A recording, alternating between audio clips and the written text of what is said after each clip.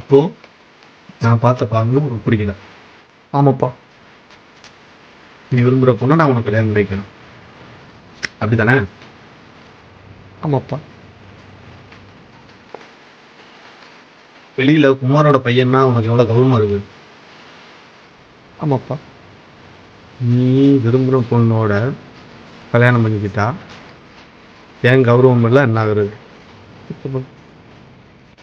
ஒருவேளை இப்படி நடந்துச்சுன்னா தான் கௌரவத்துக்காக பிள்ளையவே கொண்ட அப்பேன்.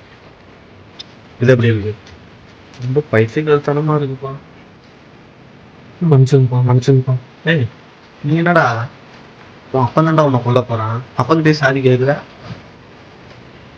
பா, இப்படிலாம் நீங்க பண்ணுவீங்கன்னு தெரிஞ்சுதான்ப்பா நீங்க குடிக்கிற ஜூஸ்ல